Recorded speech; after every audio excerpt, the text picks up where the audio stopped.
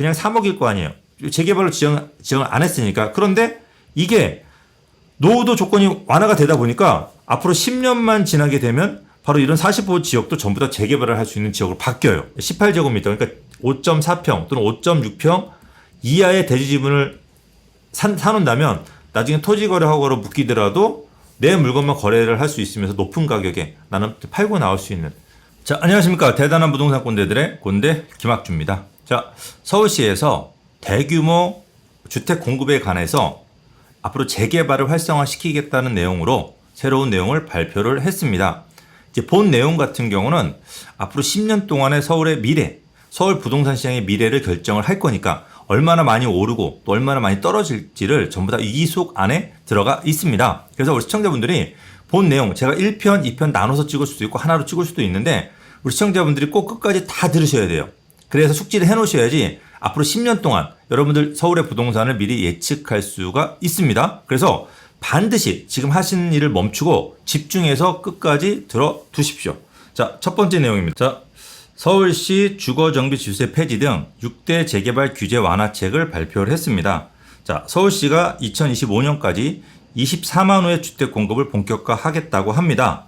그리고 서울시 분석에 따르면 2015년 이전에 재개발 구역으로 지정된 사업장을 통해서 그래도 2025년까지는 연평균 12,000호가 공급이 가능하다고 합니다. 그러니까 기존에 재개발 지정했던 지역, 그러니까 서울시가 2015년 이후에는 신규 재개발 구역이 없어요. 그러니까 2015년 이전에 지정했던 구역들, 그 중에서 약 700개가 있었는데 이 중에서 400개 정도가 없어지고 현재 남은 거는 40개 정도가 됩니다. 그러니까 요 40개 가지고 아파트를 공급하면 2025년까지 연평균 12,000호를 공급할 수가 있지만 새로 공급한 게 없기 때문에, 지정한 게 없기 때문에 2026년 이후에는 입주 물량이 연평균 4,000호로 떨어진다는 거죠. 그러니까 12,000호라고 하는 것도 절반 이하로 부족한데 4,000호라고 한다면 거의 없다라고 생각하시면 돼요. 그러니까 이 부분이 지금 시급하기 때문에 빨리 공급할 수 있는 계획을 짜겠다, 이런 내용입니다. 자, 첫 번째입니다. 그동안 정비구역 지정에 장벽으로 여겨졌던 주거정비지수제를 폐지한다. 이거는 고 박원순 서울시장이 만든 겁니다. 그러니까 쉽게 얘기하면은 재개발을 지정되지 못하게 만들었다고 생각하면 돼요. 그러니까 안전진단을 어마무시하게 강화했다고 하면 돼요. 그러니까 거의 아파트가 기울어지지 않는 이상은 못한다라고 생각하시면 되니까 거의 이때 이후로 재개발 지정이 아예 없었던 거죠. 그런데 이제 이거를 없애야지 재개발이 되겠죠. 기존 요건만 만족하면 되게 하겠다는 거죠. 옛날로, 그러니까 박원순 서울시장 이전으로 돌려놓겠다는 거죠. 그래서 이 법정 요건, 재개발 법정 요건이 뭐냐면 필수 항목, 그다음에 선택 항목으로 나눠집니다. 그래서 우리가 이제 필수 항목 이 하나입니다. 하나. 이거는 무조건 만족을 해야 되고 선택 항목이 4가지로 나눠져 있습니다. 그래서 필수 항목 and 1번이든 2번이든 3번이든 4번이든 선택 과목 하나만 만족하게 되면 이건 통과입니다. 그러니까 생각보다 조금 더 여유가 생긴 거죠, 많이. 그래서 자, 필수 항목이라고 하는 거는 노도 동수 3분의 2 이상, 구역 면적 1만 제곱미터 이상, 선택 항목은 노도 연면적 3분의 2, 주택 접도율 40% 이하죠. 과실필지는 40% 이상, 호수 밀도 60세대 이상, 이렇게 생각하시면 돼요. 자, 이거 각각을 한번 살펴볼 텐데 각각의 내용을. 자, 먼저 노도 동수 3분의 2 이상이라고 하는 거는 우리가 이제 재개발 구역이 이렇게 있다라고 한다면 여기에 건물 동수가 9개가 이렇게 자리 잡고 있습니다. 이 중에서 30년 이상 된 건물이 60% 이상, 그러니까 6개 이상이 30년 이상이 되면은 이건 통과죠. 그리고 요 면적이 1만 제곱미터 이상입니다. 1만 제곱미터는 약 3,000평인데 아파트로 치면은 한 20세대에서 260세대 정도 지을 수 있는 부지라고 생각하시면 돼요. 그러니까 아주 작진 않고 또 아주 크지도 않고 여기서 기본으로 출발을 한다고 생각하시면 돼요. 그래서 구역 면적, 그 다음에 선택 항목, 이 중에 하나만 만족하면 돼요. 노도 연면적 3분의 2 이상. 그 연면적이라고 하는 건 뭐냐면 우리가 이제 건물을 짓게 되면은 옥상하고 주차장을 빼고 예를 들어 2층짜리면은 1층과 2층이 바닥 면적을 합친 게 연면적이 되는 거예요. 3층짜리면은 자, 1층과 2층과 3층을 합친 게 연면적이 되는 거죠. 4층짜리는 4층까지 합친 게 연면적이 되는 거죠. 근데 단독주택은 대부분이 이렇게 건물이 높은 건물이 적으면 적을수록 좋은 거죠. 그 노후도 연면적. 그 다음에 단독주택은 보통 바닥이 하나잖아요. 이렇게 하나. 연면적이 하나. 그런데 이거를 빌라로 짓게 되면은 연면적이 하나, 둘, 셋, 네 개로 늘어나요. 뭐 5층짜리 짓게 되면 5개로도 늘어나고. 그러니까 하나가 5개로 늘어나니까 노후도 연면적에 빌라를 짓는 게 가장 나쁘죠. 최악이죠. 그래서 이런 빌라가 이렇게 재개발 구역에서 한 2개만 빌라 높은 걸 지어도 노후도 연면적 만족하기는 힘들어요. 그런데 이거를 만족하지 않더라도 다음 게 있으니까 그 다음 거는 주택 접도율 40% 이하입니다. 이게 무슨 얘기냐면 우리가 4m 이상 된 도로에 접하는 주택 수가 적으면 적을수록 좋은 거예요. 그러니까 4m 이상 된 도로에 접하는 주택 수가 적다는 얘기는 골목이 좁다는 얘기거든요. 그래서 예를 들어서 자, 이 4m 또는 5m, 6m에 접한 또 8m의 도로에 접한 주택 수가 50개가 있어요. 그리고 여기 전체 주택 수가 100개입니다. 그럼 여기다가 퍼센테지 100을 곱해줘요. 그러면 나눠지면 50%가 되는 거예요. 이거는 주택 접도율이 40% 이하여야 되니까 얘는 안 되는 거죠. 그러나 39개가 있고 전체 주택 수가 100이면 여기다가 100을 곱하게 되면은 얘는 39%가 되니까 얘는 이게 주택 접도율이 통과가 되는 거죠. 그 다음에 이제 과소필지라는 게 있는데 과소필지는 더 이상 쪼갤 수 없는 가장 작은 크기예요. 뭐 우리가 원자, 분자 뭐 그런 개념인 거죠. 그래서 이게 부동산에서는 이 과소필지를 지역마다 조금 달라요. 서울, 경기, 부산, 뭐 광주 다 지역마다 조례로 다른데 서울시는요, 또 주거지역, 상업지역, 공업지역 뭐 다 다른데 서울시는 주거지역, 우리가 아파트 짓는 건 대부분 주거지역이니까 주거지역은 90제곱미터로 정해놨어요. 그러니까 90제곱미터면 27평 이하, 그러니까 27평 이하의 필지가 전체 필지에 비해서 많으면 많을수록 좋다라는 겁니다. 이거는 많아야 됩니다. 주택 접도율하고 반대죠. 그 다음에 이제 호수 밀도는 1헥타르입니다. 1헥타르. 1헥타르는 우리 시청자분들이 한번 찾아보세요. 인터넷으로. 그래서 1헥타르 크기에 이 안에 주택수가 60개 이상 들어가면 되는 거예요. 그러니까 이렇게 약간 몇 가지 중에서 하나만 만족하면 되다 보니까 우리가 뭐 이렇게 돌아다닐 때 뭐 길이 똑바로 잘 돼 있고 집들이 큰 것들은 그러니까 뭐 방배동, 강남, 송파 이런 데는 해당이 거의 안 돼요. 이런 데는 가로주택 정비 사업으로 해야 되는 거고 우리가 이제 성북구라든지 저 강서구라든지 화곡동이라든지 뭐 이런 데를 가보시면은 길목이 좁고 넓고 도로가 좁은 데들 있죠. 용산도 마찬가지고 그런 데들은 이런 게 굉장히 많이 해당될 사항이 굉장히 많다라는 거죠. 그런데 자 여기까지 보면 되는데 여기서 또 한 가지 정말로 중요한 게 한 가지가 있습니다. 자 여기서 노후도 동수를 한번 좀 살펴보셔야 될 것 같은데 노후도 동수 3분의 2 이상이라고 나와 있어요. 이 우리가 아주 낡은 지역일수록 재건축이나 재개발을 하기가 더 좋죠. 낡은 집일수록. 그래서 노후도가 되게 중요한데 그래서 서울시 같은 경우는 서울시 조례로 굉장히 복잡하긴 하지만 보통 30년 이상이 되면 노후도를 만족한다고 생각을 하시면 돼요. 근데 이거를 올해 2월 4일 날 국토부에서 공공재개발 또는 공공주도형 개발 그래서 국토부에서 개발하는 주택들은 노후도를 20년으로 줄여놨어요. 줄이겠다고 했죠. 아직은 뭐 법으로 통과가 되지 않았으니까. 그러니까 20년이라고 한다면은 웬만한 건물들은 다 20년 해당이 되잖아요. 20년 이상 된 건물이 3분의 2라고 하면은 이거는 굉장히 서울시에 예를 들어 30년 이상 된 건물 단독 빌라 모여있는 지역이 서울시 전체 면적 중에서 20%라고 한다면 이 20년 된 이상 면적은 20년 이상 된 건물이 많은 면적은 40%로 늘어나요. 그러면 아파트가 지어진 50%의 면적을 빼고 나면 실제로 서울시의 대부분이 국토부에서 개발할 수 있는 그런 노후도 조건을 만족해버리는 거죠. 이렇게 된다고 한다면 문제는 뭐냐면 서울시에서도 가만히 있겠냐 이거죠. 서울시는 지정 요건이 더 까다롭잖아요. 그러니까 이건 조례로 조정이 가능하니까 서울시에서도 30년을 20년으로 줄일 가능성이 높아요. 그러면 이게 어떤 문제가 생기느냐? 굉장히 큰 문제가 생겨요. 우리가 예전에 2003년 이전까지는 우리가 주택건설촉진법이라는 게 있어요. 2003년 이전에는 아파트 공급률이 또 이제 주택 공급률이 80% 이하, 뭐 70% 이하 이렇게 굉장히 낮았어요. 그러다 보니까 일단은 집을 많이 짓는 게 중요해요. 그러다 보니까 주택건설촉진법에서는 그냥 주택을 막 짓게 돼요. 그러니까 우리가 예를 들어서 이렇게 굉장히 낡은 지역이 있어서 이 지역을 재개발을 한다라고 한다면 주택건설촉진법에서는 이렇게 그냥 노후된 지역을 뚝 따서 여기다가 아파트를 지으면 돼요. 그리고 이제 노후된 지역을 이렇게 지나서 이 큰 도로로 나가게 되니까 아파트를 지어도 아파트의 가치가 높지는 않았어요. 왜? 여기다 집을 갖다가 많이 짓게 되면은 아침에 출근할 때 차가 엄청 막힐 거 아니에요. 복잡하고 또 굉장히 낡은 지역을 지나서 아파트를 가다 보니까 아파트 재개발 지역의 아파트 인기가 굉장히 없었단 말이에요. 근데 2003년도에 도시 및 주거환경 정비법이라는 걸 만들었어요. 그럼 우리가 이제 그 이름만 보셔도 아시겠지만 조금 뭔가 좀 정리된 것 같죠? 이 도시 및 주거환경 정비법에 의해서 재개발을 하게끔 만들어 놓은 거예요. 재건축도 마찬가지고. 이게 뭐냐면 이렇게 낡은 재개발 지역이 있다고 한다면 이 주택건설 촉진법처럼 여기만 아파트를 짓게 하는 게 아니고 일단은 이 지역을 길을 먼저 이렇게 내요. 길을.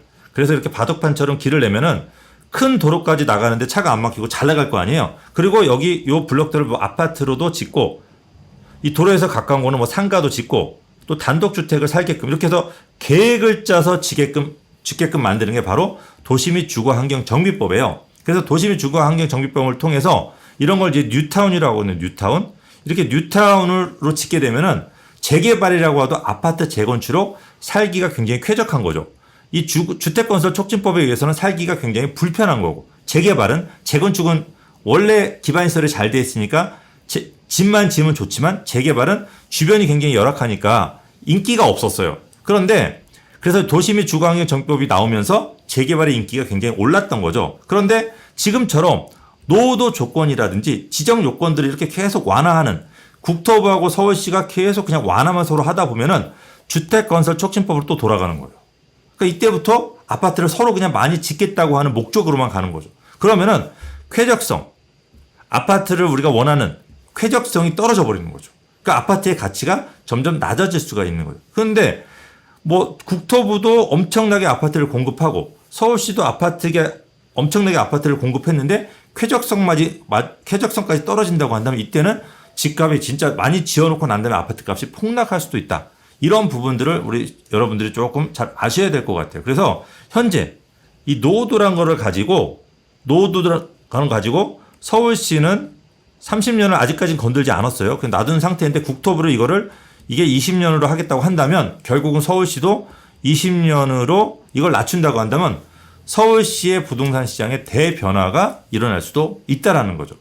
자, 여기 서울의 아파트 값에도 굉장히 그러니까 아파트가 주택값에도 굉장히 큰 문제가 생길 수도 있는데 이게 이런 겁니다. 우리가 이렇게 이제 재개발 구역이 서울시에서 재개발 구역이 이렇게 있어서 재개발 구역이 5%입니다. 그리고 요 중에서 뭐 40%가 아파트를 지은 부지인데 이 중에서 뭐 10%가 재건축 아파트 부지예요. 그래서 이 5%를 10%로 재개발 구역 지정할 구역을 이렇게 늘리겠다고 하는 건데 이 나머지 블럭이 문제예요. 이 나머지 블럭이 지정 요건이 어렵다고 한다면 나머지 재개발로 지정되지 않은 지역의 아파트 값이 상승이 좀 덜하겠지만 노후도를 만약에 둘 다 20년으로 낮춘다고 한다면 재개발 지정 요건이 굉장히 완화가 되죠. 이렇게 굉장히 완화가 되는 순간에 요 나머지 블럭들의 가격이 폭등을 해요. 그러니까 재개발로 지정하지 않은 지역도 가격이 다 뛰게 되는 거죠.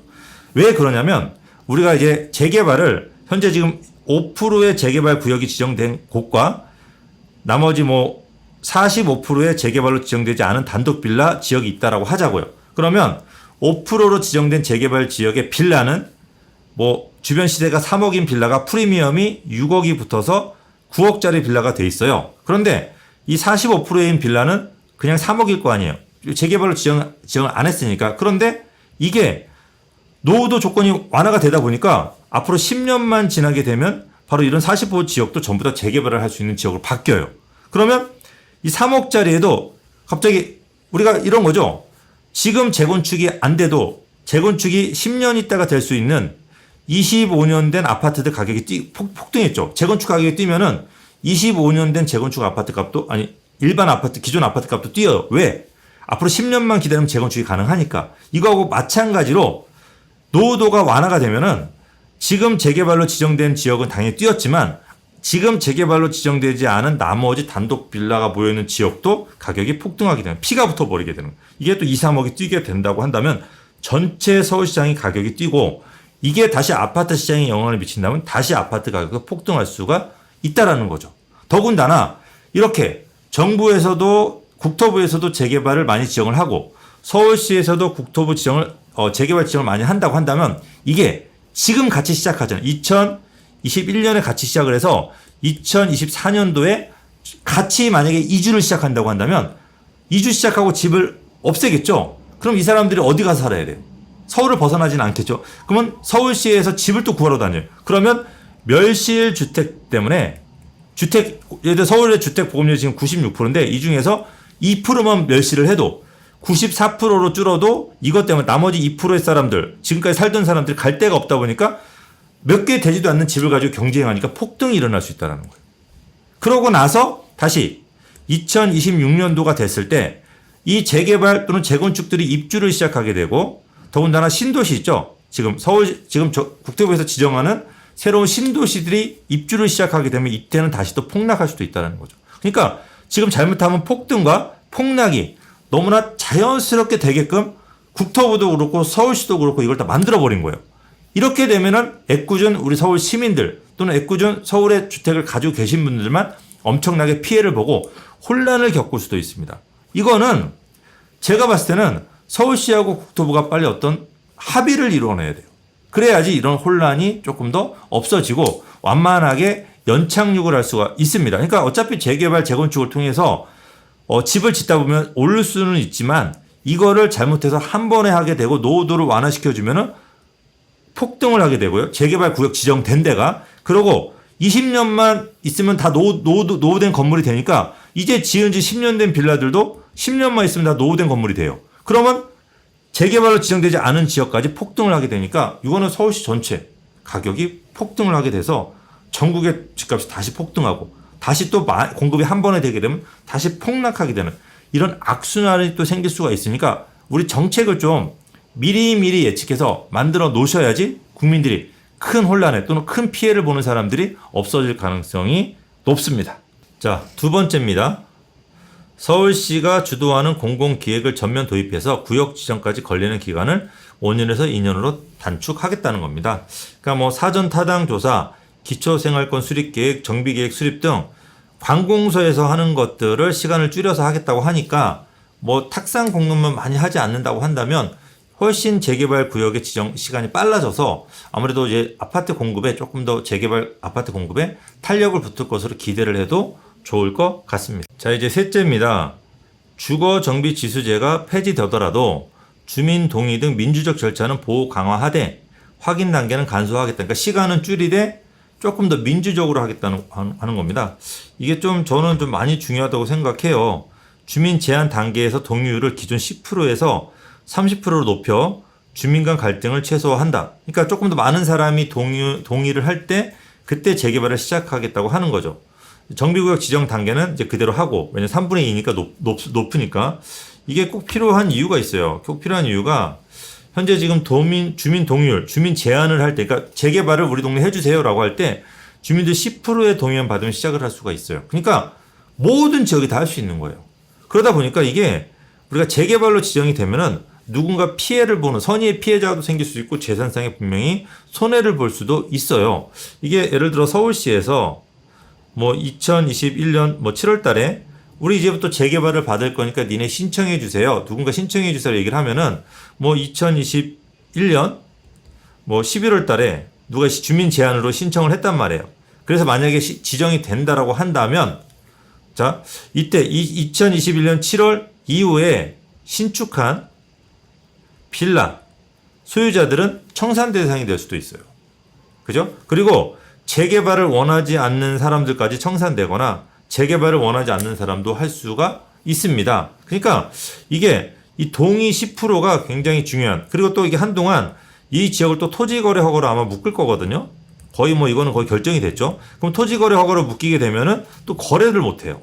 그러니까 이런 재산상의 분명히 피해를 볼 수 있는 건데 이거를 10%의 동의만 한다라고 하는 거는 좀 문제가 되게 심각한 거죠. 그러니까 누구나 다 하겠다는 거죠. 그럼 불안에 떨어야 되잖아. 나 집을 사고 팔 계획이 있는 사람들은. 그리고 신축 빌라를 못 짓게 돼요. 이게 지분 쪼개기로 짓는 것도 분명히 있지만 지분 쪼개기와 상관없이 새 아파트를 못 들어가는 사람은 깨끗한 새 빌라에 살고 싶은 수요도 분명히 있거든요. 그럼 이런 빌라들이 또 공급이 안 된다고 한다면 기존 빌라들 가격이 또 폭등하게 되는 거죠. 이런 부분들 때문에 선순환이 돼야 되는데 이런 10%의 동의라고 하는 거는 이 선순환을 막는 그런 역할을 할 수도 있다라고 하는 겁니다.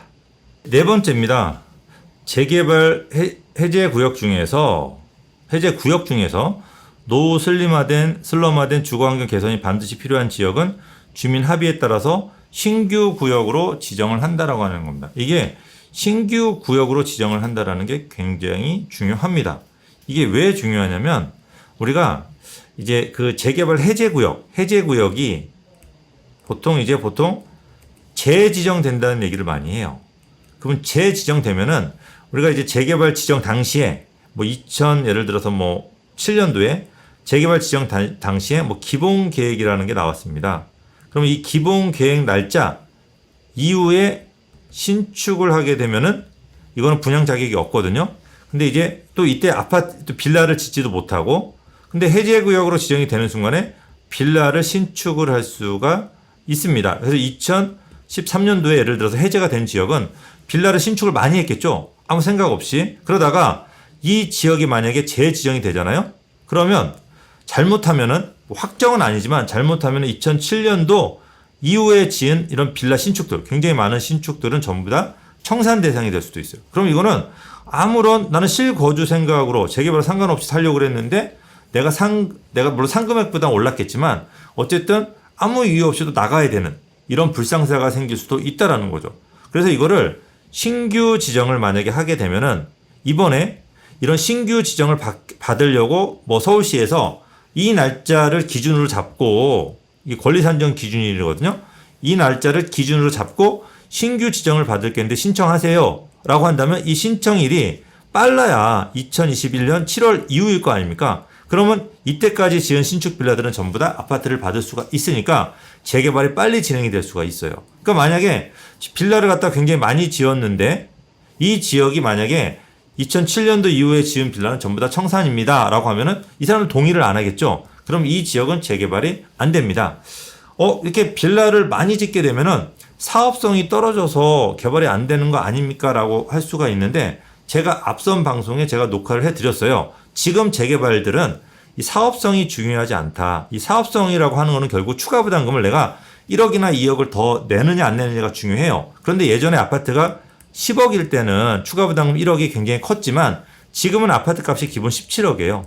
그러니까 추가 부담금 1, 2억을 더 내더라도 현재 빌라값, 현재 단독주택 가격에서 아파트를 굉장히 좀 더 내더라도 고가의 아파트를 받을 수가 있기 때문에 지금은 아파트 시장이 안 좋아지기 전에 빨리 개발되는 게 더 중요한 시장입니다. 지금 시장에서는. 그렇기 때문에 지금은 빌라가 많이 있건 적건 간에 개발을 빨리 하는 게 중요하다고 하는 사실을 우리 여기 방송을 보시는 분들이 조금 기억하시면 좋을 것 같습니다.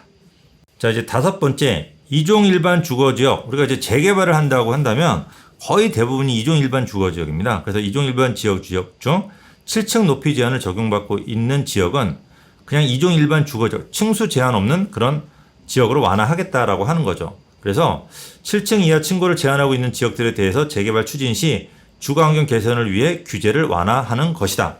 자, 이렇게 되면 정비계획 수립 시 용적률, 기준 용적률 190%, 허용 용적률 200%까지 적용을 받고 7층 이상으로 건축이 가능해져 사업성이 크게 개선될 것으로 생각을 한다라고 할 수가 있습니다. 자, 여기서 200% 용적률로 개발하는 거 너무 적지 않습니까? 현재 보통 지금 평균적으로 단독 보일러가 모여있는 지역들은 용적률 한 140%대 전후를 많이 쓰거든요. 그러니까 늘어나는 게 많지 않으니까 생각할 수가 있는데 이게 이제 허용 용적률까지인 거고 이 허용 용적률 다음에는 또 상한 용적률이라는 게 있습니다.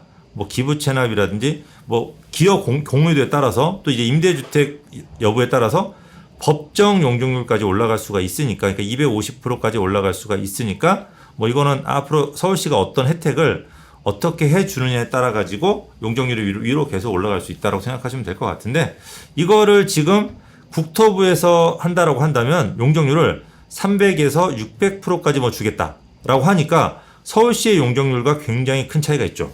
그죠? 물론 임대주택을 좀 더 많이 넣긴 해야 되지만 그래도 주민들의 이득이 민간에서 하는 거는 이득이 조금이고 정부에서 하는 거는 이득이 굉장히 크고 이런 어떤 불합리한 부분들은 서로 협의를 해서 분명히 해소해야 될 필요는 분명히 있는 겁니다. 그래서 민간에다 조금 혜택을 더 준다고 한다면 공공에서 하는 것보다 훨씬 더 개발이 빨리 될 수가 있습니다. 그리고 공공에서만 전부 다 할 수는 없거든요. 그러니까 이런 것들을 서로 합의해가지고 또 너무 많이도 하지 말고 적당히 신도시도 짓고 있으니까 적당히 집값이 뭐 굉장히 불안해지지 않을 정도까지만 공급하고 나머지는 10년 후의 후손을 위해서 지금 20대, 30대들이 10년 후에 또 재개발 또 투자할 수도 있잖아요.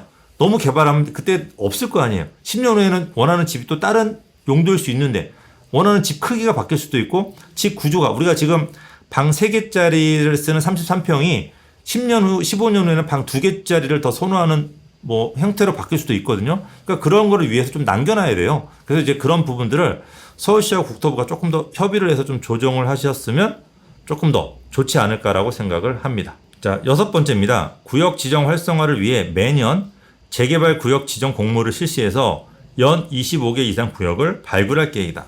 그러니까 구역 지정의 예측 가능성을 높이고 재개발에 대한 시민들의 관심을 높인다는 목표입니다. 저는 이거는 굉장히 좋다고 생각해요. 그러니까 한 번에 지정을 하는 것보다는 매년 재개발 구역을 뭐 25개가 될 수도 있고 뭐 30개가 될 수도 있고 해서 앞으로 10년 동안 계속 지정할 거니까 너무 마음 급하게 생각하지 말고 앞으로 재개발 될 만한 구역에 어떤 매물을 사놓는 것도 아파트를 네가 사는 거하고 똑같으니까 너무 영끌해서 집만 아파트만 사지 말고 좀 다른 쪽으로도 또 심리적인 안정감을 가져라. 또 이런 걸 또 하나 사놓고 또 신도시 또 아파트 청약을 받을 수도 있으니까 조금 편하게 기다려라. 이런 시그널이 될 수도 있으니까 이렇게 매년 한 번에 지정하지 않고 매년 순차적으로 앞으로 많이 지정을 계획적으로 하겠다고 하는 것도 심리적으로 굉장히 안정감을 줄 것 같아요. 이거는 저는 국토부도 좀 배웠으면 좋을 것 같아요. 그냥 본인들 상황에 따라서 1차, 2차 공공 재개발 이렇게 지정하지 말고 우리가 1년에 뭐 2번 아니면 한 번 계속 공공 재개발 구역을 신규로 받을 거니까 앞으로 5년, 10년 동안 안심하고 계세요. 이런 뭐 시그널을 좀 주면 좋지 않을까라고 생각합니다. 총 저희가 이제 6가지 규제 완화책에 대해서 저희가 살펴봤습니다. 이제 투기 방지책을 살펴봐야 돼요. 자, 동시에 투기 방지 대책을 병행해서 투기 세력 유입 차단을 위해 가능한 모든 방법을 동원할 계획이다. 자, 요번에 이제 아무래도 재건축을 갖다가 뭐 층수 완화라든지 재건축 안전진단 완화라든지 이렇게 재건축을 활성화시켜 주려고 했더니 아파트 값이 폭등하는 거 한번 겪었단 말이에요. 그러니까 굉장히 아마 놀랐을 거예요. 그래서 이제 재개발은 좀 상승을 덜 시키는 상황에서 좀 진행을 하고 싶은 마음일 겁니다. 그래서 이제 후보지를 선정하게 되면 후보지를 공모할 때 공모일을 주택 분양 권리가 결정되는 권리산정 기준일로 고시한다. 그러니까 예를 들어서 2021년 7월로 고지한다면 이 7월 이후에 지은 신축은 아파트를 받을 수가 없는 거죠. 근데 이게 그 해만 되는 게 아니고 또 그 다음 해에 또 공모를 받잖아요. 그러면 2022년 7월 달에 공모가 나가서 신청하는 지역은 2022년 7월 이후에 빌라를 지면 안 된다. 그러면 또 그 다음에 2023년 또 7월에 또 공지가 나가면 이때 이후에 지은 안 된다. 이런 식으로 매년 달라지니까 이거는 제가 봤을 때는 굉장히 합리적입니다.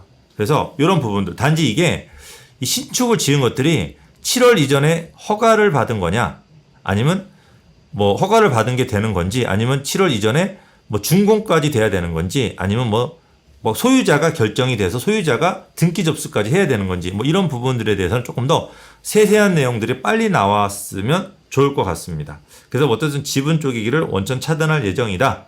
자, 그 후보지 선정 후에는 분양권이 없는 후보지 선정 후입니다. 분양권이 없는 비경제적인 신축 행위를 제한할 거고 건축허가 제한 못 짓게 하는 거죠. 그다음에 실수요자만 거래 가능하도록 하는 토지거래 허가 구역을 지정 등 다각구의 조치를 취할 예정이다. 자, 이게 토지거래 허가로 지정을 하면 거래가 안 돼요. 그러나 예외가 있죠. 지금 현재도 20제곱미터 이하, 뭐 6평이나 또는 뭐 5.8평 해가지고 약 18제곱미터 이하 정도의 대지 지분, 안전하게 20제곱미터는 또 막을 수도 있어요. 그러니까 18제곱, 대지 지분이 18제곱미터 욕하는 게 아닙니다.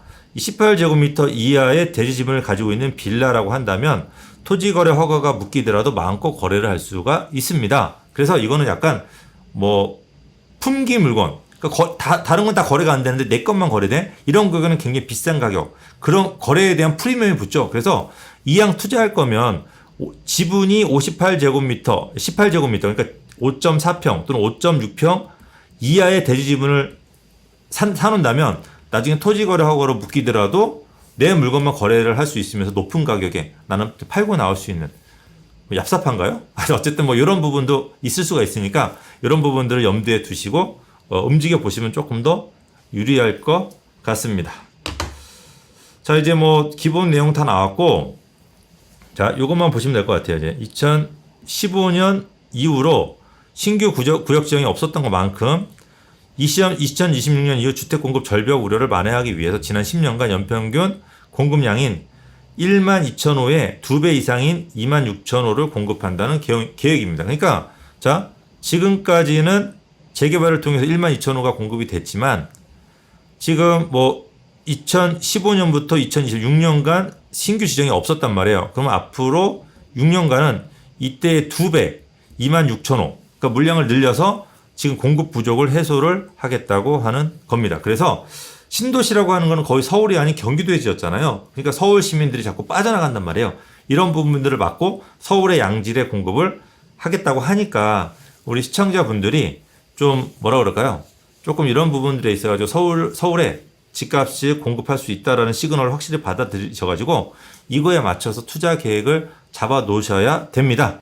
자, 이제 서울시의 재개발 계획을 살펴보니까 앞으로 많은 지역이 매년 재개발에 의해서 지정이 될 거고, 이 중에서 가장 중요한 건 노후도, 그 노후도조차도 변할 겁니다. 그래서 저희가 이런 부분들, 저희가 노후도라든지 앞으로 재개발 가치에 대한 산정하는 방법에 대해서 저희 대단한 부동산 꼰대들에서는 한 80% 정도까지 완성을 해놨고, 나머지를 저희가 완성을 해서 지속적으로 여러분들 좋은 영상을 제공하고, 앞으로 재개발 되게 좋은 지역, 투자 가치가 높은 지역을 지속적으로 제공할 거니까 여러분들 저희가 나중에 세미나를 하면은 꼭 오셔서 세미나도 하시고 상담도 받으시고, 또 저희 방송을 계속 구독 눌러주시고요. 또 알람 설정을 하셔가지고 저희 양질의 정보들을 제일 먼저 받아보신다고 한다면 재테크하는데 큰 도움이 될 겁니다. 자, 오른쪽 아래쪽에 여러분들 도움이 되셨다면 좋아요 버튼도 같이 눌러주십시오. 저는 여기서 물러가도록 하겠습니다.